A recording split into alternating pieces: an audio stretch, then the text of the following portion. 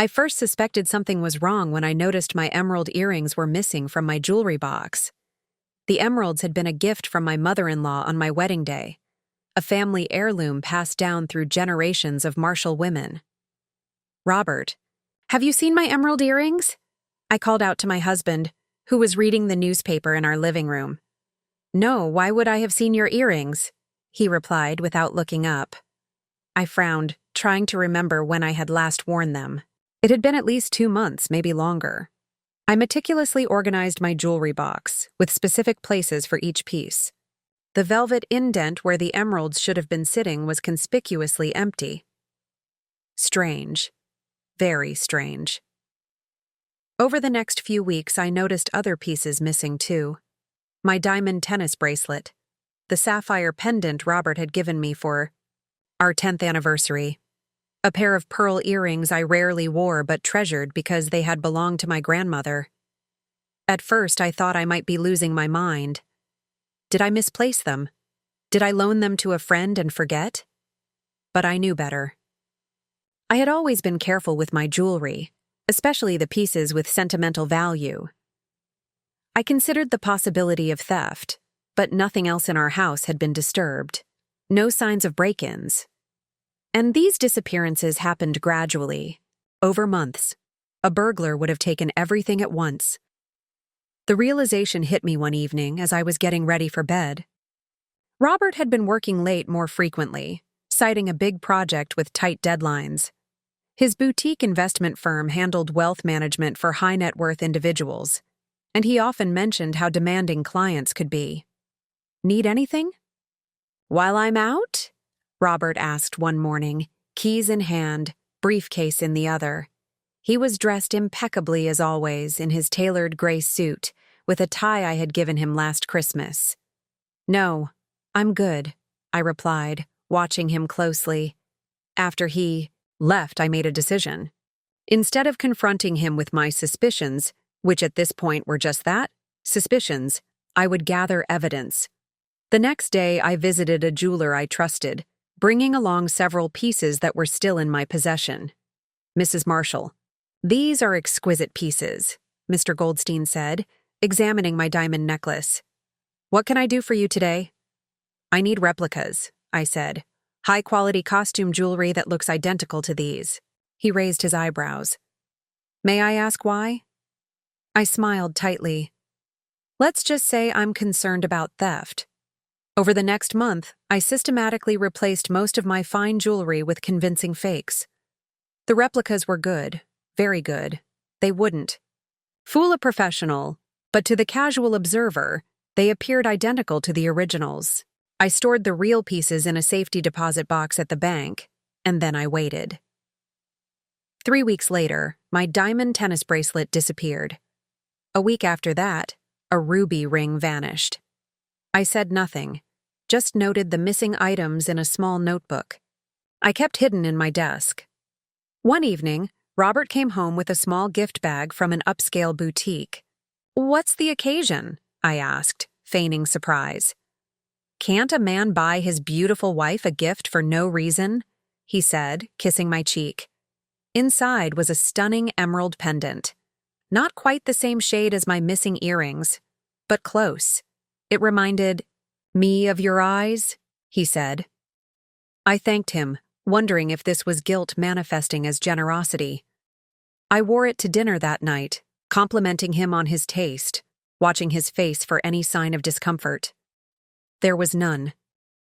The final piece fell into place when I decided to surprise Robert at his office. It had been months since I'd visited him at work, and I thought bringing lunch might be a nice gesture. Plus, I was curious about his new secretary, Vanessa, whom he'd mentioned hiring about 6 months ago. As I approached his office door, I could hear Robert speaking. I paused, not intentionally eavesdropping, but something in his tone made me hesitate. "It was my grandmother's," I heard him say. "Very valuable. But more importantly, it has sentimental value." I peered through the partially open door. Robert was standing next to a young woman with sleek blonde hair. She was admiring something in her hands, something that caught the light and sparkled. My heart pounded as I recognized my mother's diamond earrings. The real ones, not the replicas. I had taken them to the bank before Robert could make them disappear. "Robert, the craftsmanship is amazing," she said, her voice soft and intimate. "But I can't accept this. It's too much." "Nonsense," he replied, his hand resting on her shoulder. "You deserve beautiful things, Vanessa." I stood frozen, the lunch bag clutched in my hand, as his secretary leaned forward and kissed my husband on the cheek. "Thank you," she whispered. "I'll treasure it." I backed away silently, my mind racing. So this was where my jewelry had been going. Robert had been giving family heirlooms and precious gifts to his secretary. But the biggest shock wasn't the betrayal. It was the realization that I felt more anger than heartbreak. Somewhere along the way, without fully acknowledging it to myself, I had fallen out of love with my husband. This discovery merely confirmed what I already suspected. Our marriage was as fake as the jewelry I'd left in my box at home. As I drove home, a plan began to form in my mind. Robert had no idea that what he'd been giving away were worthless replicas. The real jewelry was safe. And now, I had leverage. My phone buzzed with a text from Robert. "Working late tonight. Don't wait up." Smiled grimly. "No problem," I texted back. "Take your time." And then I called my lawyer. The meeting with my lawyer, Diane Winters, was enlightening to say the least. We sat in her minimalist office as I explained the situation and showed her the photos I'd secretly taken of Vanessa wearing my mother's diamond earrings. "So let me get this straight," Diane said, tapping her pen against her legal pad. "Your husband has been taking your jewelry, family heirlooms and expensive gifts, and giving them to his secretary." "Yes, but he doesn't know that for the past few months. He's been giving her fakes," I explained, unable to suppress a small smile. "The real pieces are in my safety deposit box." Diane leaned back in her chair. "Caroline, that was incredibly smart thinking on your part. It demonstrates premeditation on his, which will work in our favor." I nodded, but my thoughts were elsewhere. "What I don't understand is why. We're not hurting for money. Robert's firm manages millions. Why steal from me instead of just buying her new jewelry?" "Men like Robert don't think they're stealing," Diane said with the weariness of someone who'd seen this scenario play out countless times. "They believe everything under their roof belongs to them. The sentimental value makes it more intimate. He's not just giving her expensive items, he's giving her pieces of your history." That struck a chord. Robert wasn't just betraying me physically. He was trying to erase me, replace me with Vanessa piece by piece. "What do you suggest I do now?" I asked. "Document everything. Continue as if nothing has changed. And consider what outcome you want from this situation." Diane's eyes were kind but firm. "Do you want to save your marriage, or are you ready to end it?" That evening, I sat alone at our dining table, pushing food around my plate. Robert had texted that he would be late again. I wondered if he was with her, perhaps placing my grandmother's pearl necklace around her throat. The doorbell rang, startling me from my thoughts. Through the peephole, I saw my sister-in-law, Claire. "I was in the neighborhood," she said, brushing past me. "Thought I'd check on you since my brother is apparently working 24/7 these days." Claire had always been perceptive. We'd been close. Since Robert and I married 15 years ago, sometimes I thought she understood me better than her brother did. "Want some wine?" I offered, already reaching for a second glass. "You read my mind," she replied, settling onto the sofa. "So, how are things really?" I hesitated. I hadn't planned on telling anyone in Robert's family yet, but Claire wasn't just Robert's sister. She was my friend. "I know about Vanessa," she said suddenly, her eyes fixed on her wine glass. The room went silent. "What do you know?" I finally asked. "I saw them together at Veronelli's last week. They didn't see me." Claire looked up, her expression pained. They weren't just having lunch, Caroline. I took a deep breath. He's been giving her my jewelry. Pieces from your mother, from my family. Claire's face paled. That bastard! Mom would be furious. Here's the thing, I said, leaning closer. For months now, I've been replacing my real jewelry with high-quality fakes. He has no idea he's been giving his mistress worthless replicas. For a moment, Claire stared at me in shock. Then she burst into laughter, a rich, genuine laugh that broke the tension in the room. Caroline Marshall, you are a goddamn genius, she said, raising her glass. To the smartest woman I know.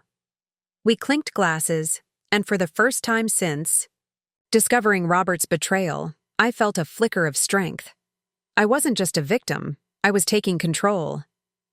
So, what's your plan? Claire asked after we'd refilled our glasses. I'm not sure yet. I have a meeting with Diane tomorrow to discuss options. Claire nodded. Whatever you decide, I'm on your side. Robert may be my brother, but what he's doing is unforgivable. After she left, I opened my laptop and began searching for information about Robert's firm's finances. Something Diane had said kept nagging at me. Why would a successful investment manager need to steal jewelry instead of buying new pieces? I found myself on the state's business registry website, looking up Marshall Wealth Management.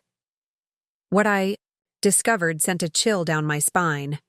6 months ago, right around when Vanessa was hired, Robert had filed paperwork changing the ownership structure of the firm. He was no longer the sole proprietor. There was now a junior partner, Vanessa Sinclair. The next morning, I called a private investigator recommended by Diane. I needed to know exactly what I was dealing with before confronting Robert. Was this just an affair or something more calculated? While waiting to hear back from the investigator, I maintained my routine. Robert came home late most nights, always with excuses about client meetings or documentation that needed reviewing. I smiled, nodded, and pretended I didn't notice the faint scent of unfamiliar perfume on his clothes. 3 days later, the investigator sent his first report. Vanessa Sinclair was 29, had worked at 3 different investment firms in the past, 5 years, and had been named in 2 sexual harassment settlements as the plaintiff. She had moved into a luxury apartment 2 months ago, one that the investigator estimated cost at least twice what her official salary would support. But the most interesting discovery was that she had previously worked at Hamilton Partners, where one of their senior managers had recently been arrested for running a Ponzi scheme. I was putting the pieces together when Robert came home early, surprising me. "Caroline, what are you doing?" he asked, noticing the papers spread across our home office desk. I quickly closed the folder containing the investigator's report. "Just organizing some receipts for tax purposes," I lied smoothly. "You're home. Early?" "Thought I'd surprise you," he said, loosening his tie. "How about dinner out tonight? That new French place you've been wanting to try?" I studied him carefully. There was a nervousness to his movements, a forced casualness in his tone. "That sounds lovely," I replied. "Let me just finish up here and get changed." As I was selecting an outfit, I noticed my jewelry box had been disturbed again. The emerald. Pendant Robert had recently given me, a real piece, not one of my replicas, was missing. I felt a surge of anger but suppressed it. The game wasn't over yet, and I wasn't ready to show my hand. At dinner, Robert was attentive, charming, the man I had fallen in love with years ago. He ordered champagne and raised his glass. "To us," he said, his eyes meeting mine. I clinked my glass against his.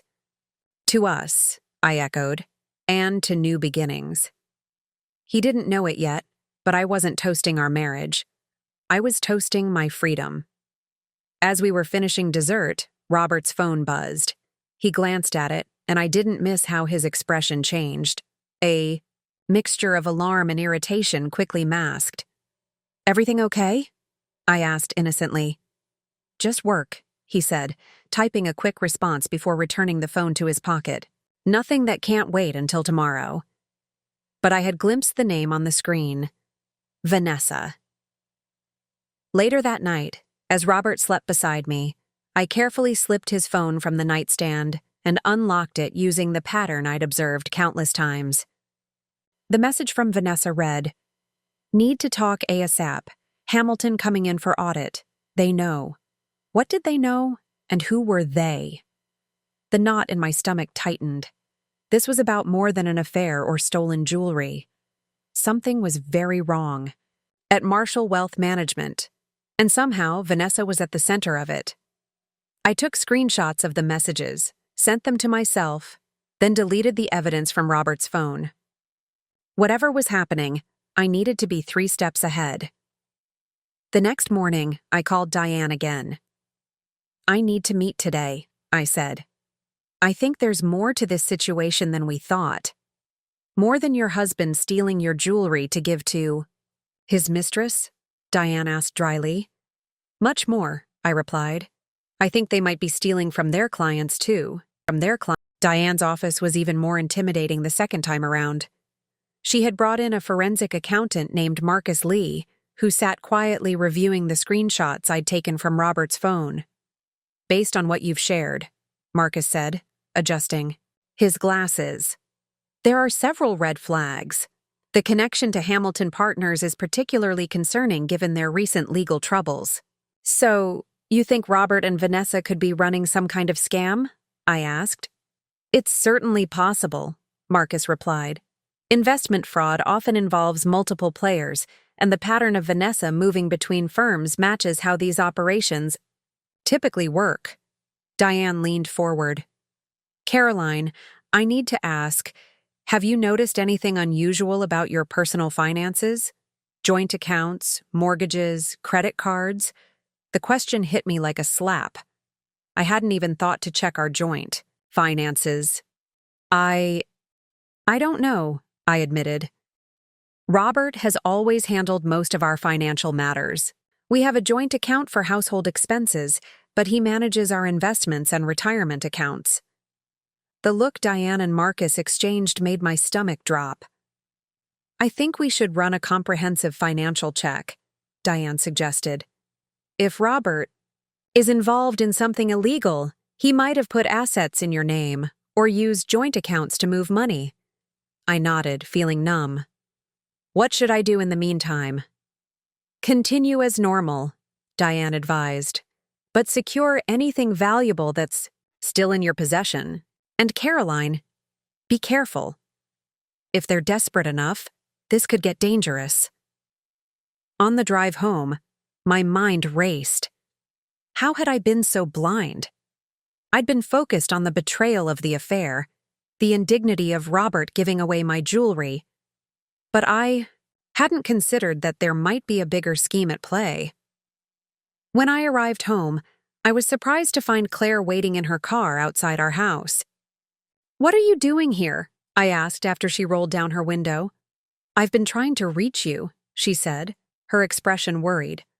"Robert called me this morning asking about Mom's jewelry, specifically if I knew where any of it was. He said you'd misplaced some pieces and were too embarrassed to tell him." My blood went cold. "He's looking for the real jewelry." "That's what I figured," Claire replied. "I told him I had no idea, but I thought you should know." I invited her inside, checking carefully to make sure Robert wasn't home unexpectedly.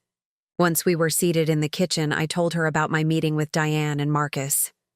"A financial scam?" Claire looked shocked. "Are you sure?" "Not yet," I admitted. "But there's definitely something suspicious happening at his firm. And now, he's actively looking for the real jewelry." Claire's expression darkened. "He's getting desperate. Whatever's going on, it must be coming to a head." "I need to check our finances," I said, moving to Robert's home office. His computer was password protected, but I knew most of his passwords, variations of his birth year and our anniversary. After a few attempts, I was in. Claire stood watch. At the door while I searched through his files, what I found left me breathless. Our joint savings account, which had contained over $300,000 the last time I'd checked, now showed a balance of just under $15,000. Our retirement account was similarly depleted. He's been moving money, I said, my voice barely a whisper. Large. Withdrawals over the past 3 months. Claire looked over my shoulder at the screen. Where did it go? I pulled up the transaction history. Most of the withdrawals had been transferred to an account I didn't recognize. I wrote down the account number. I need to give this to Marcus, I said. He can trace where the money went.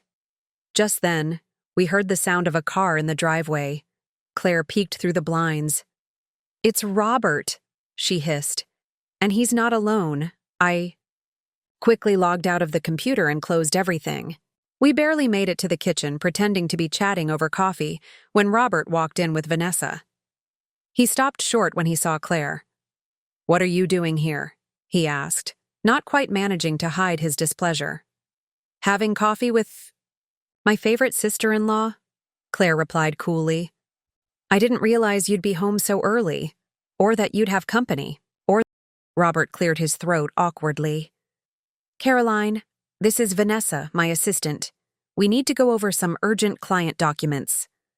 I smiled, extending my hand to the woman who'd been sleeping with my husband and wearing my jewelry. Lovely to meet. You, Vanessa. Robert's mentioned how helpful you've been at the office. Vanessa shook my hand limply. She was pretty in a calculated way. Expertly highlighted hair, tasteful makeup, expensive but understated clothing. Around her neck hung the emerald pendant Robert had recently given me. Nice pendant, I said, still smiling. Emeralds are my favorite. Her hand flew to the necklace. Thank you. It was a gift. How nice, I replied. It looks just like one I used to have. Robert shifted uncomfortably. Caroline, we need to use the office for a while. Confidential client matters. Of course, I said graciously. Claire and I were just about to go shopping anyway. Take all the time you need. As Claire and I gathered our things, I noticed Vanessa whispering urgently to Robert, who kept glancing nervously in my direction. Once we were in Claire's car, she turned to me. That pendant she was wearing was the real one Robert gave me last month, I confirmed. Not one of my replicas. Claire gripped the steering wheel. The nerve of that woman coming into your house wearing your jewelry. I'm more concerned about what urgent client matters they're discussing, I said. Can you drop me at Diane's office? I need to tell her about the missing money right away. By the time I met with Diane and Marcus again, they had news of their own. We've looked into Marshall Wealth Management's regulatory filings, Marcus explained. There are discrepancies in their reported assets under management. They claim to be handling significantly more money than what shows up in the audited statements. Classics. Signs of a Ponzi scheme, Diane added. They're likely using new client investments to pay returns to existing clients while skimming money off the top. And my jewelry? Our personal accounts? I asked. If they're in financial trouble, they might be liquidating any assets they can get their hands on, Marcus suggested, including jewelry and your savings. Diane handed me a folder. These are the papers to freeze your joint accounts and credit. Cards. I've also prepared a restraining order just in case. I stared at the papers. A restraining order seems extreme. Financial fraud cases can turn volatile when exposure is imminent, Diane said gently. From what you've told me about Robert's behavior and these text messages, they know they're in trouble. People in that situation sometimes make desperate choices. As if on cue, my phone rang. It was Claire. Caroline, where are you? Her voice was tense. Still at Diane's? Why? You need to come back now.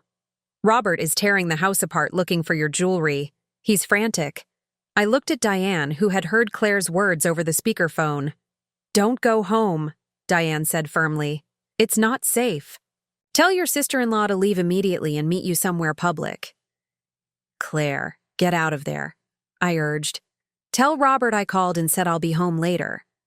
After hanging up, I sat in Diane's office trying to process everything. My marriage was over. My husband was a thief and possibly a criminal, Our finances were in shambles. Yet strangely, I felt calmer than I had in months. The uncertainty was gone. Now I knew exactly what I was dealing with. "What happens next?" I asked Diane. "We file these papers immediately," she said, holding up the folder. "Then we contact the SEC about Marshall Wealth Management. And Caroline, you need to stay somewhere safe tonight." As I was leaving Diane's office, my phone buzzed with a text from Robert. "Where are you? We need to talk. It's important." Another text followed immediately. "I know you've been in my office computer. Whatever you think you know, you don't understand the full picture. I can explain everything." I showed the text to Diane. "He knows. You've discovered something," she said grimly. "Don't respond and don't go home. Do you have somewhere to stay?" I nodded. "Claire has a guest room." "Good. Go there now, and I'll call you when the papers are filed." As I drove to Claire's house, I wondered what full picture Robert thought would justify stealing my jewelry, emptying our accounts, and betraying our marriage. Whatever his explanation, I was certain of one thing. I wouldn't be wearing any jewelry when I heard it, fake or otherwise. Claire's townhouse felt like a sanctuary compared to the tension of my own home. She made up the guest room with fresh linens and ordered takeout while I sat at her kitchen island, staring at my silent phone. "He's called 6 times in the last hour," I said, watching Robert's name flash on the screen again, "and sent at least a dozen texts." Claire set a glass of wine in front of me. "What's he saying now?" I scrolled through the messages.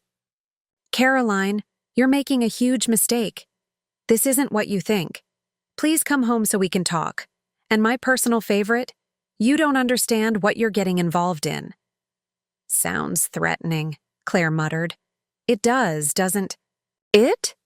I took a long sip of wine. 15 years of marriage and I never saw this side of him. My phone buzzed with another call. Not Robert this time, but a number I didn't recognize. Against my better judgment, I answered. "Caroline? It's Vanessa." I nearly dropped the phone. Claire's eyes widened as I put it on speaker. "What do you want?" I asked, my voice steadier than I felt. "To meet, just us." Her voice was tense, almost frightened. "There are things you need to know that Robert won't tell you." "Like why you're wearing my emerald pendant?" There was a pause. "That's part of it. Please, I know how this looks, but it's complicated." "Complicated?" I repeated flatly. "That's one word for sleeping with my husband and accepting stolen jewelry." "It wasn't like that," she insisted. "At least not how it started. Look, I can't talk long. Robert doesn't know I'm calling you." Despite my anger, something in her voice gave me pause. Fear. Not the nervousness of a mistress confronting a wife, but genuine fear. "Why should I trust you?" I asked. "Because I have proof of what he's been doing. Not just with me, but with the firm's money. And because—" She lowered her voice. "Because I think he might hurt me if he finds out I'm trying to leave." Claire was shaking her head vigorously, mouthing, "It's a trap." "If you have proof, send it to my lawyer," I said. "I can't risk electronic trails. Please, just meet me. Tomorrow. Morning, 9 a.m. at Meridian Park. The bench by the fountain. Come alone." The line went dead before I could respond. "You're not actually considering this, are you?" Claire demanded. I set my phone down. "I don't know. What if she really does have information? Then she can give it to your lawyer, like you said. Caroline, this could be Robert's way of finding you." Just then, my phone lit up with a text from Diane. "Accounts frozen. Restraining order in process. SEC notification filed. Call me in the morning." The pieces were in motion. There was no going back now. That night, I barely slept. Every noise made me jolt awake, certain it was Robert somehow tracking me down. By morning, I was exhausted but resolute. "I'm going to meet Vanessa," I told Claire over coffee. "Absolutely not," she protested. "At least let me come with you." She said to come alone. "And you believe her?" After everything? I sighed. No, but I need to know what she knows. I'll be in a public place. You can watch from a distance if you're worried. Claire insisted on driving me to the park. We arrived early, giving us time to survey the area. The morning was crisp and clear, the park relatively empty except for a few joggers and dog walkers. There she is, Claire said, pointing toward the fountain. Vanessa sat alone on a bench, nervously checking her watch. She wasn't dressed in her usual polished attire. She wore jeans, a simple sweater, and no makeup. The emerald pendant was noticeably absent from her neck. "Stay here," I told Claire. "If anything seems wrong, call Diane immediately." As I approached, Vanessa spotted me and visibly tensed. Up close, I could see dark circles under her eyes and a faint bruise on her wrist. "Thank you for coming," she said, her voice barely above a whisper. I sat beside her, maintaining distance. "You have 5 minutes to convince me this isn't a waste of my time." She glanced around nervously before reaching into her bag and pulling out a manila envelope. "I never meant for any of this to happen," she began.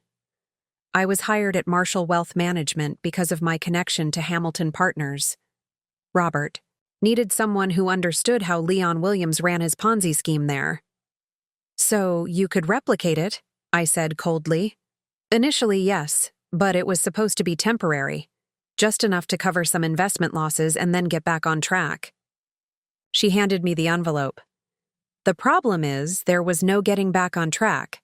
The losses were too great, and Robert kept digging the hole deeper." I opened the envelope and found financial statements, client account information, and transaction, records that showed millions of dollars being moved between accounts. "Why the jewelry?" I asked, the question that had nagged at me from the beginning. Vanessa looked down.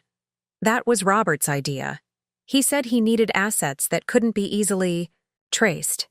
Jewelry, especially family pieces, often doesn't have formal documentation. He'd take your pieces, I'd pretend they were gifts, and we'd sell them through a connection of his." "And the affair?" Her laugh was bitter. "There was no affair, Caroline. Not really. Robert made it clear that my cooperation, in every way, was required if I wanted to keep my job and stay out of prison for my involvement at Hamilton. I played along because I was afraid." I studied her face, looking for deception. "Why tell me this now? Why not go to the authorities?" "Because he's planning to disappear," she said, lowering her voice further. "Tomorrow. He has accounts set up. Overseas, new identification. He was going to take me with him, but..." "But what?" She rolled up her sleeve, revealing more bruises. "He's becoming unstable. When he couldn't find your real jewelry, he accused me of double-crossing him. Last night, after you didn't come home, he..." Her voice trailed off. Despite everything, I felt a chill. The Robert I thought I knew would never hurt a woman. "These records," I said, indicating the envelope, "they prove the fraud?" She nodded. "Everything's there. Account numbers, transaction histories, client information. Enough to put him away for a long time. Why not just make copies and keep the originals for yourself? Use them as leverage?" "I did make copies," she admitted, "but I'm giving you the originals because I want out. Completely out. I've made my own arrangements to leave town, and I never want to see Robert Marshall again." As she stood to leave, I grabbed her wrist. "The emerald pendant. Where is it?" "In my apartment." "I can get it back to you." "No," I said, releasing her. "Keep it. Consider it payment for this information."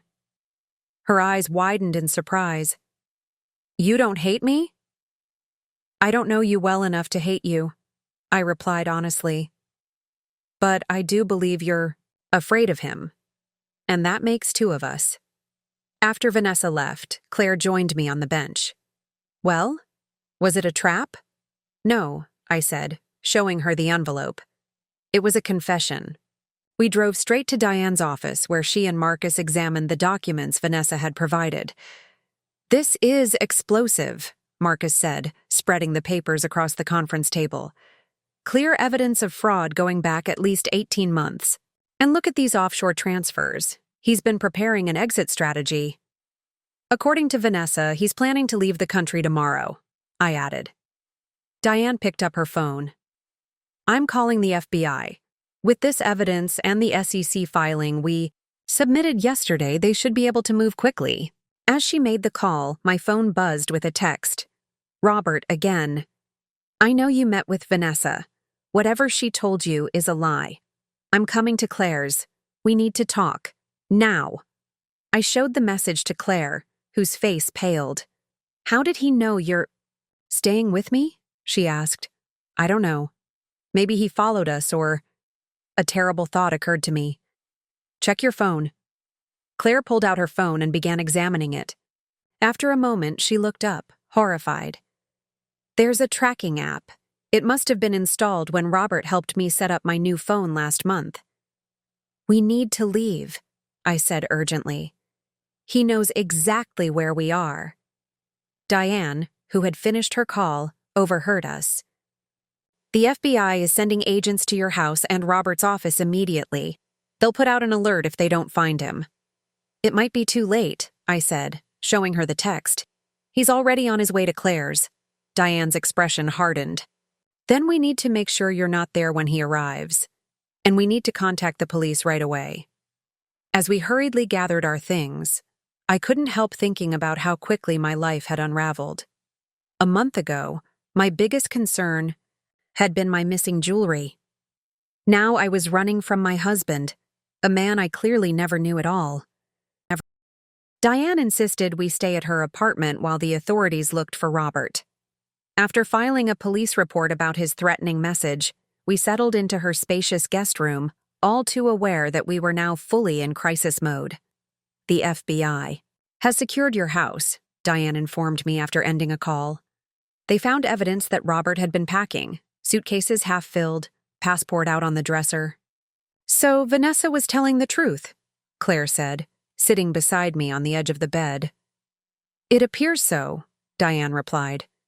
They're checking airports, train stations, and monitoring his credit cards, though I doubt he'd be careless enough to use them now. My phone, which I'd silenced, lit up with another call from Robert. I showed it to Diane. Answer it, she said, nodding to the recording device she'd set up on the nightstand. Keep him talking, but don't reveal where you are. I took a deep breath and accepted the call. Robert, Caroline finally. His voice was a strange mixture of relief and tension. Where are you? I went to Claire's, but no one's there.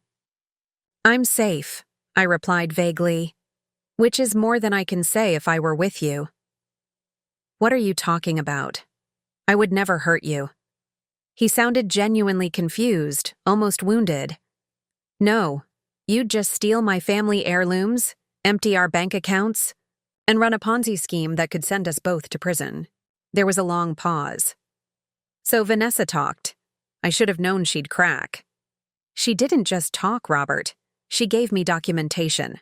All the evidence of what you've been doing. And you believe her? His voice hardened. After she's been sleeping, with me wearing your jewelry, helping me move money around, she's just as guilty as I am. Maybe, I conceded. But at least she's trying to make it right. Robert laughed, a cold sound I'd never heard from him before. Make it right? Caroline. She's playing you. She took the last of the liquid assets yesterday, nearly $500,000 in cash we'd been keeping in the office safe.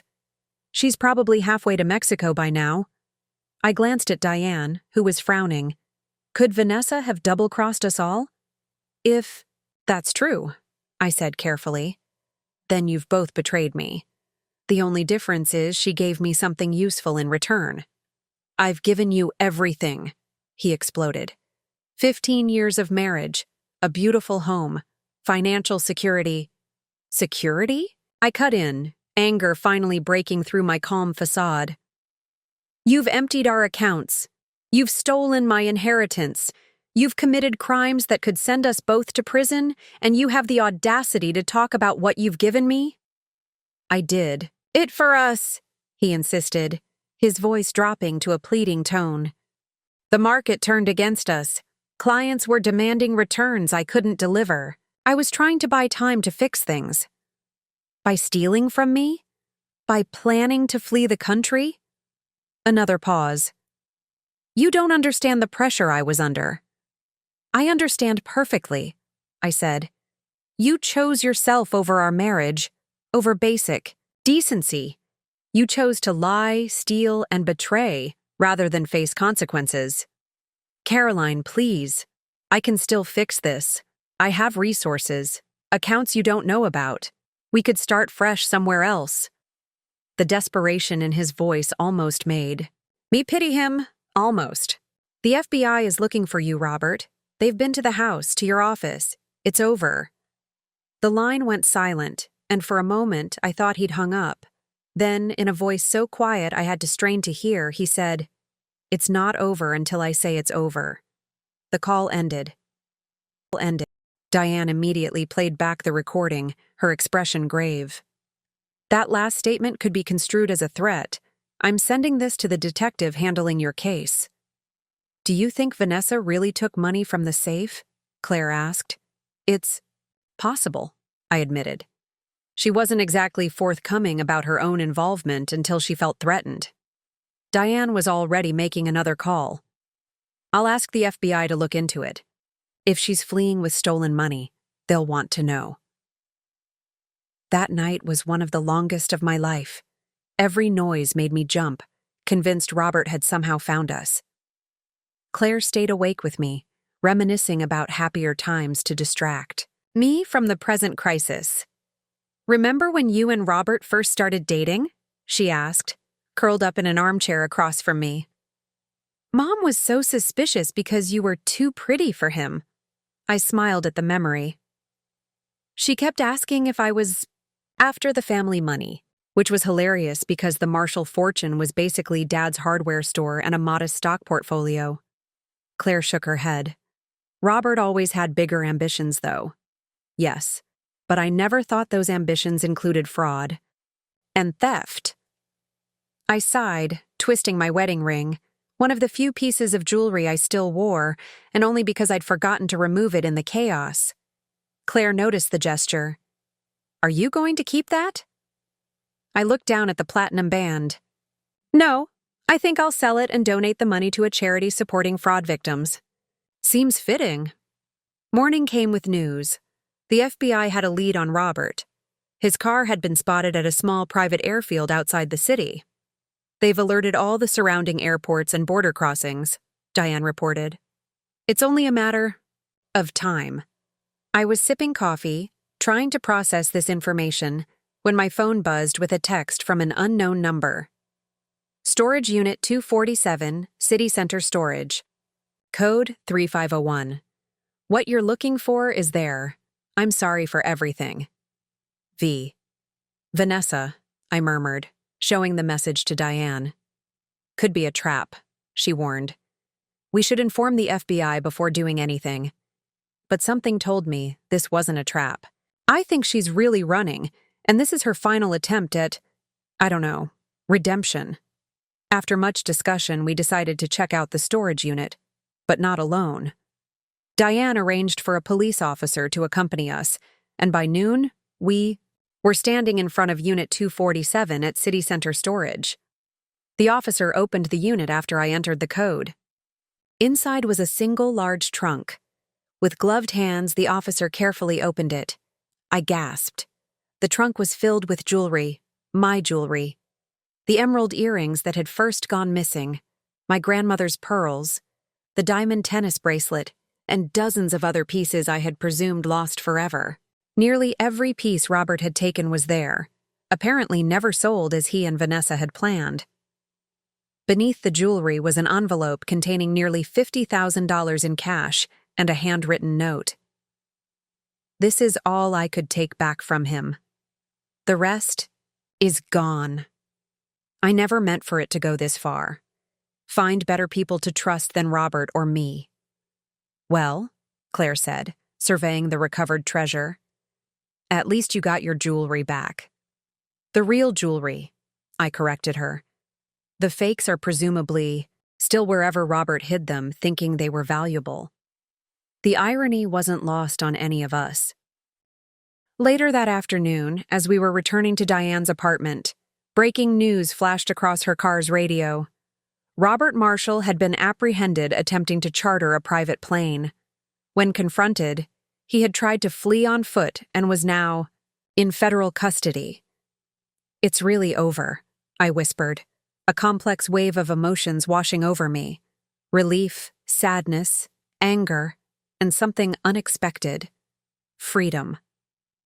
Back at Diane's, we spread my recovered jewelry across the dining table, each piece carrying memories now tainted by betrayal.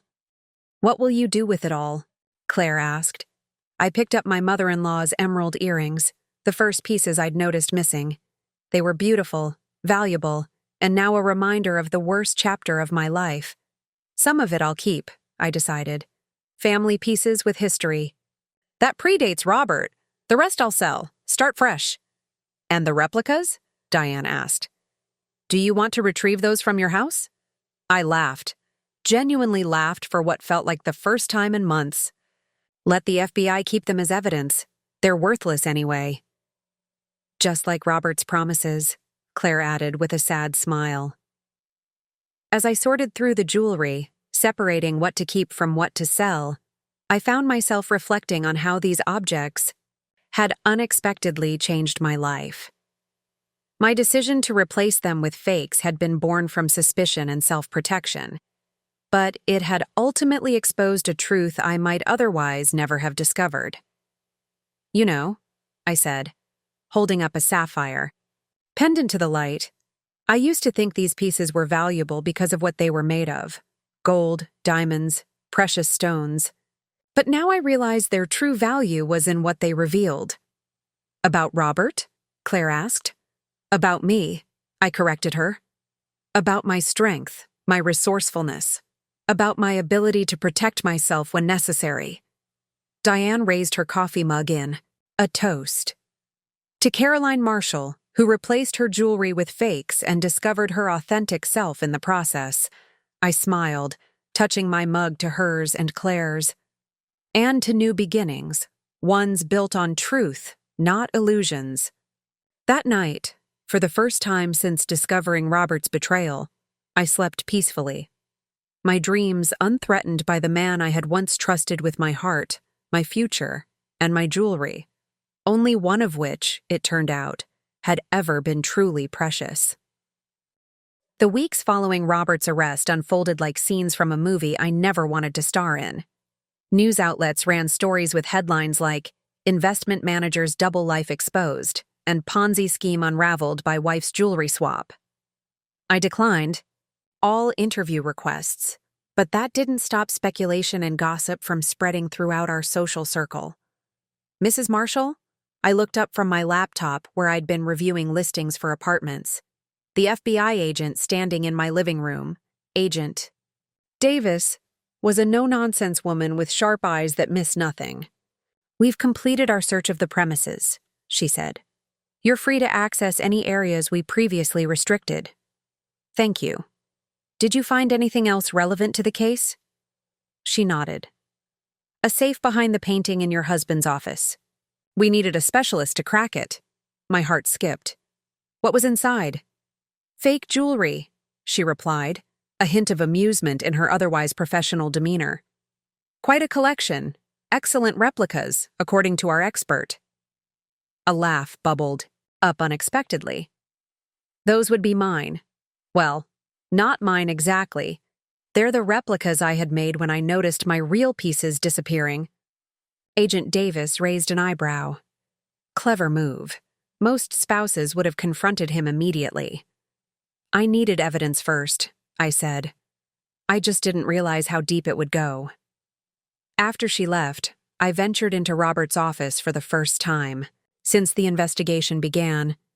The room still held traces of the FBI's presence, fingerprint powder on surfaces, items slightly out of place.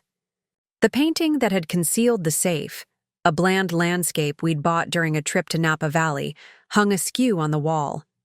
Behind it, the safe stood open and empty except for a single manila folder labeled Insurance. Inside were detailed appraisals of my jewelry, the real pieces, along with photographs. Each appraisal noted the piece's value, age, and distinguishing characteristics. Robert had been documenting everything he took, perhaps to maximize their value when selling them. The irony struck me anew.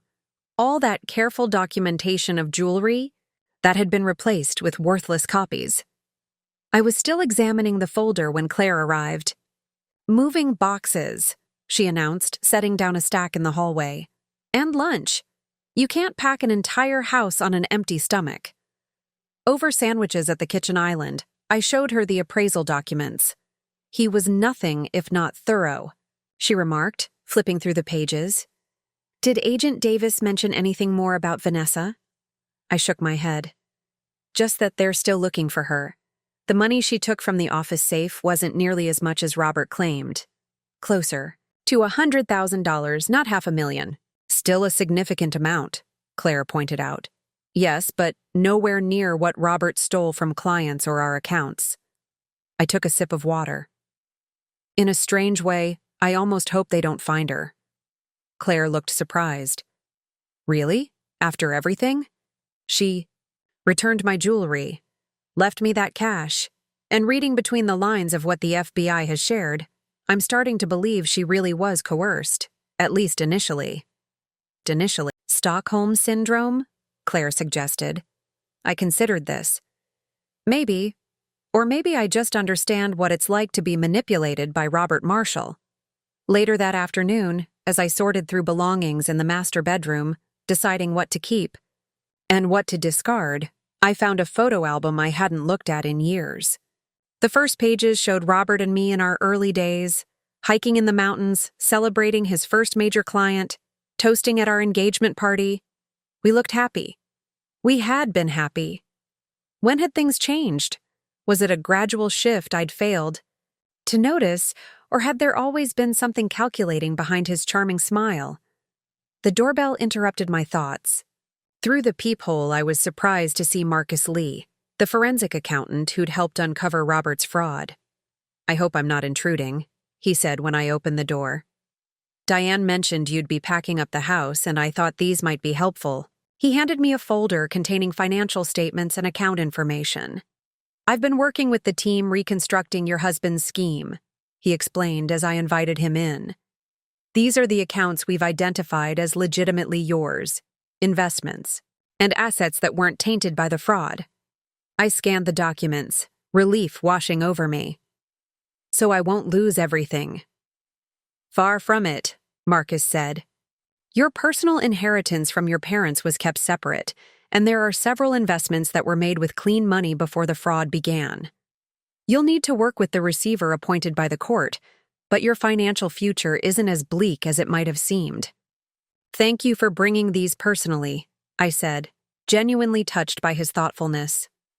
Marcus smiled, and I noticed for the first time how his eyes crinkled at the corners. "I've seen too many cases where innocent spouses are financially devastated by their partner's crimes. I'm glad that won't happen to you." After showing him out, I returned to my packing with renewed energy. That evening, over wine with Claire, I shared the good news. "So you're not destitute," she said, raising her glass. "That's worth celebrating." "It's strange," I admitted. A month ago, I was terrified about my missing jewelry. Now I've lost my husband, my home, and a significant portion of our savings, yet I feel more secure than I have in years. "Because you're standing on solid ground now," Claire said. "No more lies, no more pretending." 3 days later, I met with Diane to discuss Robert's case. She'd been communicating with his defense attorney and the federal prosecutors. "They're offering a plea deal," she informed me, "in exchange for detailing the full scope of the fraud and returning as much money as possible to investors." How much time would he serve? Minimum of 15 years, given the amounts involved and the fact that he fled arrest. I tried to imagine Robert in prison, Robert, who complained if his shirts weren't perfectly pressed, who insisted on five-star hotels when we traveled.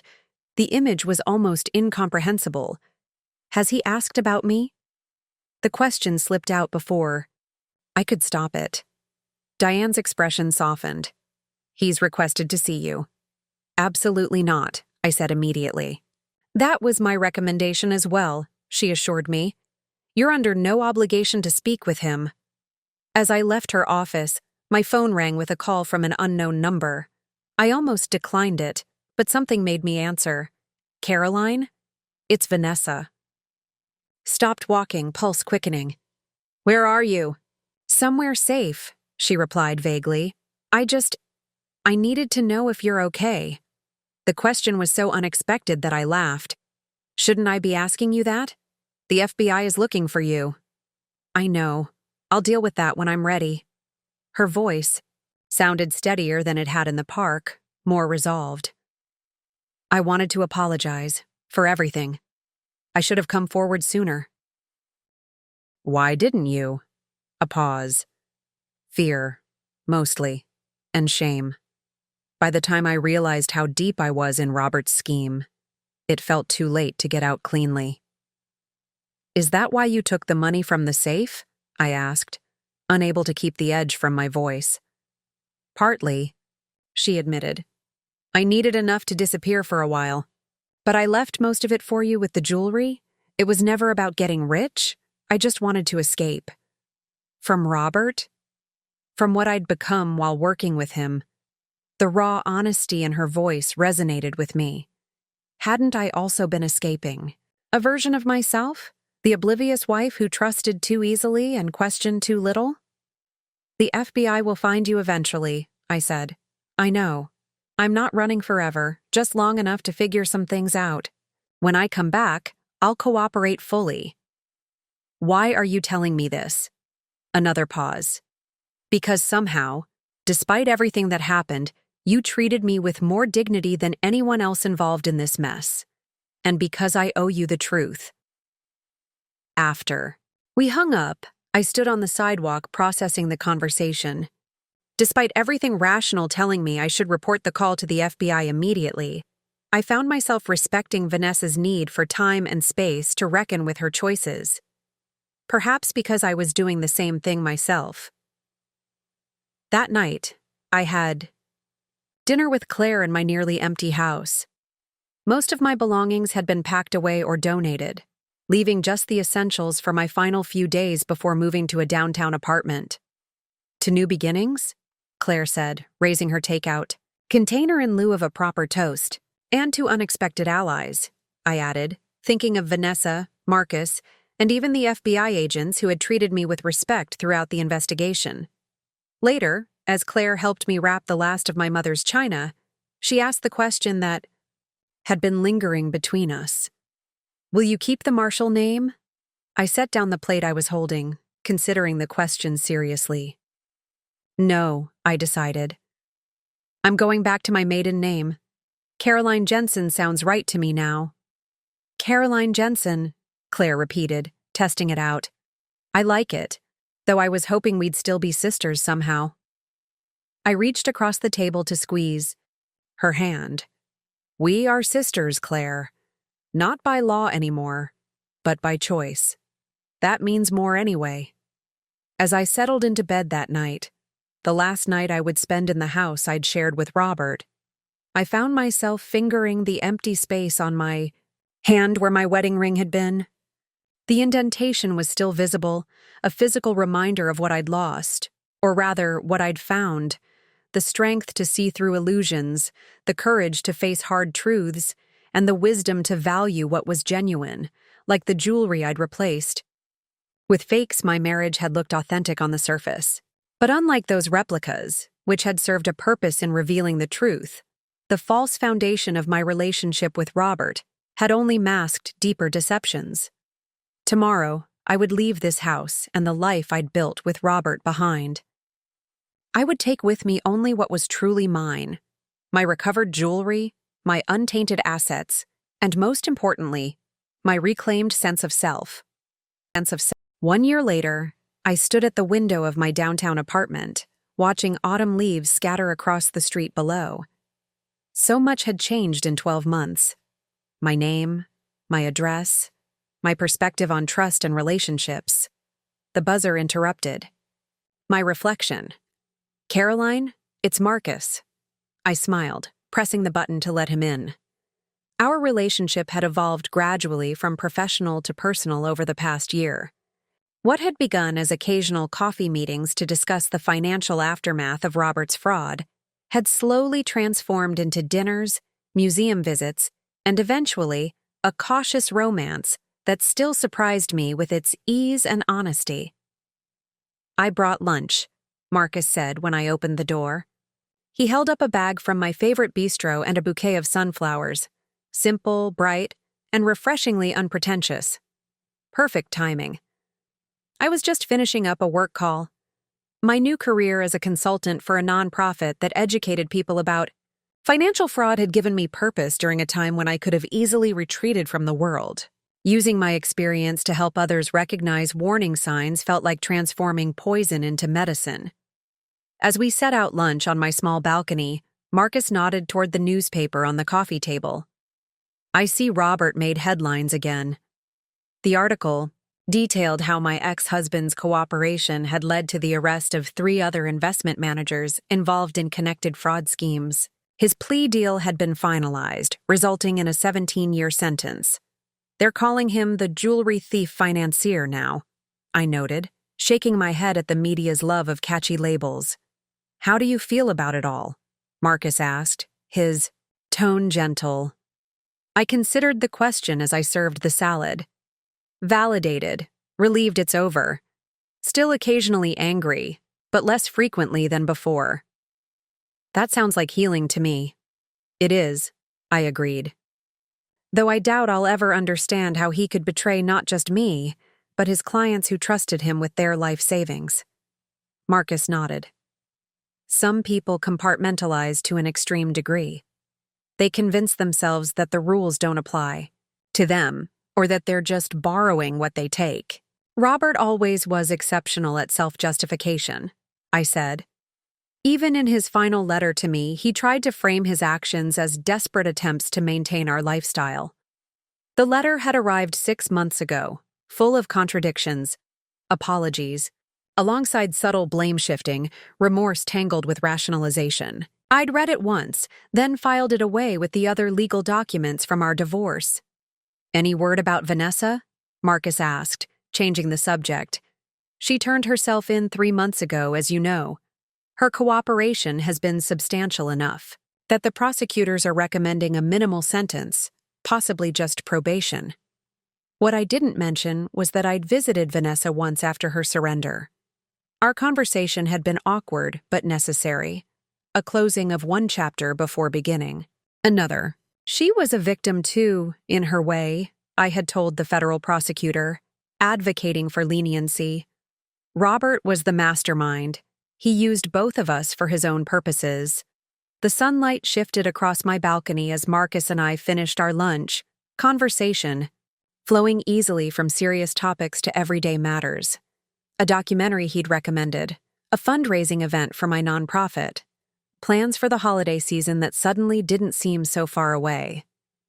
"I almost forgot," he said, reaching into his jacket pocket. "I have something for you." He handed me a small velvet box. Inside was a delicate silver bracelet with a single charm, a tiny key. "It's beautiful," I said, genuinely touched. "But it's not my birthday or any anniversary I can think of." Marcus smiled. "It's a different kind of milestone. The forensic audit of Marshall Wealth Management is officially complete. The receiver has finished redistributing all recoverable assets to the victims. Your financial separation from Roberts Crimes is finally completely done." I slipped the bracelet onto my wrist, admiring how it caught the light. "The key is symbolic, I'm guessing?" "Freedom," he confirmed. "From the past, from obligations that were never yours to bear. A new door, if you want to see it that way." Later that evening, after Marcus had left, I found myself opening the jewelry box where I kept the few pieces I'd decided to keep: my grandmother's pearls, my mother's sapphire ring, and oddly enough, one pair of the replica earrings I'd commissioned. When this all began, I held the fake diamond studs, remembering how they had sparkled convincingly in the light, fooling Robert completely. They were worthless in monetary terms, but priceless as a reminder of my own resourcefulness. My phone chimed with a text from Claire. "Still on for brunch tomorrow? I have news." I smiled, typing back a quick confirmation. Claire had started dating again recently after years in an unhappy marriage that my situation had given her the courage to end. The Marshall siblings had both chosen partners poorly, it seemed, though for very different reasons. As I prepared for bed, I realized tomorrow marked exactly 1 year since Robert's arrest. The symmetry felt significant, a full circle from crisis to rebuilding. My thoughts were interrupted by another text, this one from an unknown number. "It's V. Sentenced today. 3 years probation, community service, restitution. Thank you for your letter to the judge." It made a difference. I hadn't expected to hear from Vanessa again. My character reference had been an impulse, a recognition that justice needed, tempered with context. I typed back simply, "I'm glad. Make it count." The next morning, I met Claire at our favorite brunch spot, a cozy cafe with excellent coffee and discreet seating that had become our regular meeting place during the media frenzy following Robert's arrest. "You look happy," she observed as I sat down. "I am," I replied, surprised by how true it felt. "More at peace, anyway." "Good. You deserve that." She leaned forward, excitement evident. "So, my news. I've been offered a partnership at the design firm." "Claire, that's wonderful." I reached across to squeeze her hand. "You've worked so hard for this." "It feels like everything changed after Robert's arrest," she reflected. "Not just for you, but for me too. Watching you rebuild your life gave me the courage to demand more from mine." "Sometimes it takes an earthquake to see what foundations are solid," I said. After brunch, we walked through the nearby farmers market, enjoying the crisp autumn air. I spotted a jewelry vendor and paused, admiring a pair of handcrafted earrings made from sea glass. "Those would look lovely on you," Claire commented. I picked them up, feeling their lightweight simplicity. "They're nothing like what Robert would have chosen." "Exactly why they're perfect. I purchased them, appreciating their honest craftsmanship. They weren't trying to be anything other than what they were. Pieces of glass tumbled by the ocean into something beautiful." "Have you heard anything about the house?" Claire asked as we continued walking. "It finally sold last week. The new owners are a young family with twins. They're going to renovate the kitchen, something I always wanted to do but Robert thought was unnecessary." "Are you sad to see it go?" I considered the question. "No. That house represents a life. That wasn't real. This," I gestured to the bustling market, my new earrings, the city skyline in the distance. "This is authentic. And I've discovered I prefer the real thing, even with its imperfections." That evening, as I prepared for a quiet night at home, I found myself drawn to my laptop. Opening a new document, I began to type. My story begins with missing jewelry and ends with found strength. For 15 years, I believed I knew what security meant: a substantial bank account, a respected husband, a carefully curated home. When those things were revealed as illusions, I discovered that true security comes from within, from knowing who you are and what you value, from relationships built on honesty rather than convenience. The words flowed easily, my experiences of the past year transforming into insights that might help others. By midnight, I had the outline of what would eventually become my first book, Genuine Fakes: How I Uncovered the Truth by Replacing What Was Stolen. 3 days later, I received an unexpected call from Agent Davis. "Mrs. Jensen, we've recovered additional assets from an offshore account linked to your ex-husband." "I thought all the accounts had been found months ago," I said, surprised. "This one was particularly well hidden. The funds appear to have been separated from the fraudulent activities. Personal savings rather than stolen client money. How much? Just over $2 million. As his ex-wife, you're entitled to a portion, especially since the divorce settlement was completed before these assets were discovered. The amount took my breath away. $2 million, enough to secure my future completely, to expand my nonprofit work, to help others in ways I hadn't imagined possible. I'll need to think about it, I told her. That night, I called Marcus and shared the news. It's a significant sum, he said. What are you considering? Part of me wants nothing to do with any money connected to Robert, I admitted. But another part thinks I could use it to do something meaningful. Maybe expand the educational outreach of the nonprofit. Create a fund for fraud victims who've lost everything. Both perspectives make sense, Marcus replied. There's no wrong answer here, Caroline. His use of my first name, my real name, not the married name I'd shed, resonated deeply. Caroline Jensen made her own decisions based on her own values, not on what others expected. The next morning, I called my lawyer and the FBI with my decision. Half of my portion would go to a newly established fund for fraud victims who needed immediate financial assistance. The rest I would accept, not as compensation for what Robert had done, but as resources for the life I was creating on my terms. 1. Week later, I stood in front of a room of fraud victims at a support group hosted by my nonprofit. Some were from Robert's scheme, others from similar situations.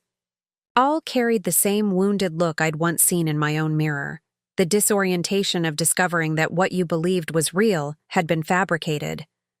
The hardest part, I told them, isn't losing the money or the relationship. It's questioning your own judgment, wondering how you could have been fooled so completely. Heads nodded in recognition. What helped me was realizing that trust isn't weakness. Being deceived doesn't make you stupid or naive. It makes you human. The people who exploit that trust are the ones at fault, not those who offered it honestly. As I spoke, I touched the silver key bracelet on my wrist. Its weight was light, but its meaning substantial. A reminder that sometimes we must lock away the past before we can unlock the future. After the meeting, an elderly woman approached me, her eyes bright despite her obvious fatigue. I lost everything to my financial advisor, she said. 40 years of savings gone. My children keep asking how I didn't see the signs. I took her hand gently. Would you like to know what I tell people who ask me the same question? She nodded. I tell them that fraud works because it's designed to be believable. It's crafted to bypass our natural skepticism. And most importantly, I tell them that moving forward doesn't require forgetting what happened. It requires forgiving yourself for being human enough to trust. Tears filled her eyes. Thank you for that. Later that night, I added the woman's story to my growing manuscript. Each account reinforced what I had come to believe firmly, that resilience isn't about avoiding pain or mistakes, but about what we build from their aftermath. My phone chimed with a text from Marcus. Dinner tomorrow? I found a place that makes incredible paella. Sounds perfect, I replied, smiling at his thoughtfulness in remembering a casual mention I'd made weeks ago about missing the paella I'd had in Barcelona years earlier. As I prepared for bed, I caught sight of my jewelry box, its lid partially open. The fake diamond studs sat alongside the sea glass earrings, the valuable pearls next to the silver key bracelet, a collection as eclectic and authentic as the life I was creating. Some things that appear precious reveal themselves as worthless. Others, seemingly ordinary, prove invaluable. The true worth of anything, jewelry, relationships, or one's own strength, is rarely visible at first glance. This was the most important lesson from my journey, that value isn't determined by appearance, or price tag, or what others believe, but by the truth that lies beneath the surface, and truth, unlike gold or diamonds, can't be stolen or replicated or diminished. It simply is. Real, enduring, and ultimately, the only thing worth keeping.